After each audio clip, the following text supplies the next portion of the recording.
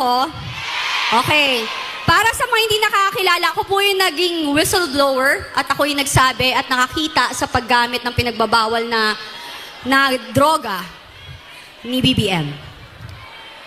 Tawagin natin para magbigay din ng pasasalamat kay PRRD at magbibigay na lang din ng pasasalamat at pagpapakilala kay Pastor Apollo Sikibalay at sa KOJC.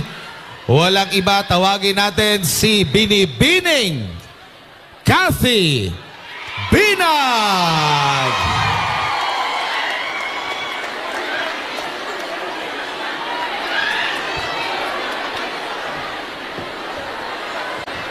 Hello, hello! Okay pa ba kayo? Yan. Okay. Sige, upo muna tayo. Masyado pong masaya. Maraming salamat po sa suporta para po kay former President Rodrigo Roa Duterte at of course, kay Pastor Kibuloy. Nakakatuwa talaga ang mga Pilipino. Iba po talaga pag nagkakaisa. And by the way, Happy Women's Month sa mga kababaihan. 'Di ba?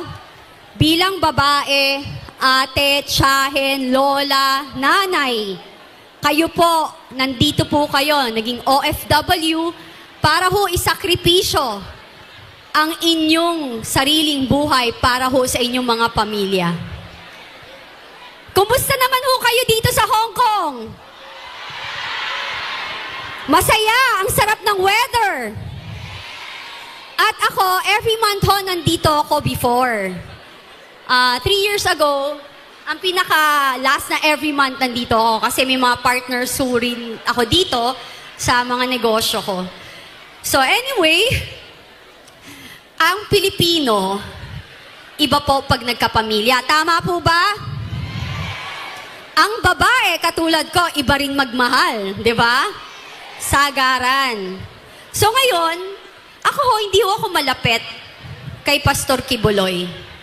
Hindi rin ho ako miyembro ng KOJC. Pero, makulit ho ako eh. Kapag gusto kong makilala yung tao, gusto ko hong ma-meet.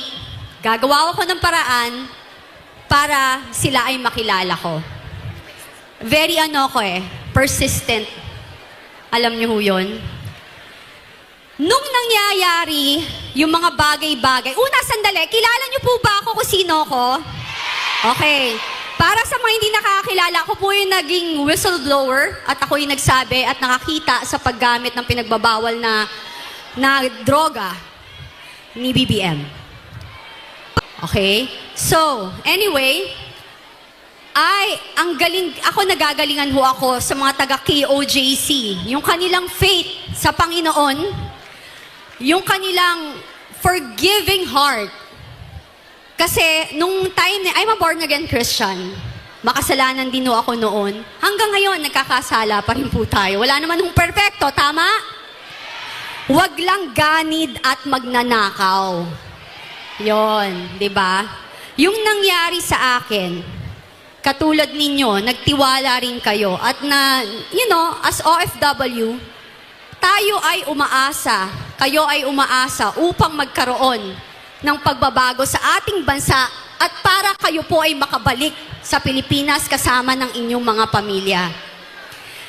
Nung nangyari ang KOJC siege, iba ho ang nakita ko.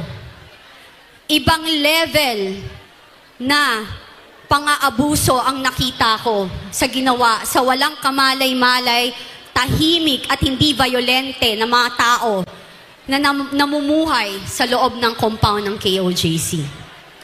Bagkus, kahit ho, sila po ay naapi, sila po ay inabuso, at ang kanilang personal na pamumuhay or private na bahay ay pinasok, nanatili ho silang kalmado at sa huli, nagpatawad. Iyan din ho ang isang dahilan kung bakit nakita ko na hindi totoo ang sinasabi nilang pangit na ginawa ni Pastor Kibuloy. Because nakita ko doon kung gaano kabuti ang mga tao sa KOJC. 'Di ba? Iba yun eh. Kasi, di ba, magre-reflect kung paano si pastor bilang tao at leader, magre-reflect yun sa mga tao sa loob ng KOJC. Eh nakita nyo, mapagpatawad, kalmado, at sa huli, nagmahal. Di ba? Alam mo, meron kasi akong bakit hindi rin ako mapanghusga basta? Ang dami nagsasabi, si Pastor Kibuloy ay isang masamang tao. Ang dami niyang ginawang pangit. Ang hirap pong manghusga sa isang tao na hindi mo nakasalamuha, sa isang tao na hindi mo kilala, sa isang tao na wala kang personal experience. So dapat hindi tayo manghuhusga. Yung mga nagsasalita against kay pastor, tigilan nyo lalo na hindi nyo siya kilalang personal. So ngayon, si PRRD naman, bakit siya yung gusto kong presidente? Bakit siya pa rin sa akin ang pinakamagaling, simula ang pinanganak ako, pinakamagaling na presidente? Diba? Dahil I hate drugs. Ayoko ng addict, ayoko ng sugarol. And siya lang ang nag-iisang presidente na lumaban against sa droga. Tama? Ako, bibilib lang ako kapag ang presidente or nauupo or yung mga tao na magiging leader natin ngayong darating na eleksyon ay walang katakot-takot na labanan ang paglaganap ng droga. At si PRRD lang nakagawa nun. At naging okay ang ating pamumuhay nung siya ang namumuno, mas tahimik. Hindi katulad ngayon na puro kasinungalingan na sinasabi nila. Na, sabi nila, peaceful? Anong peaceful? Nagugutom nga tayo. Tama? So, ngayon sa darating na eleksyon, suportahan ho natin kung sino ang kanyang sinusuportahan. Magandang hapon po. God bless.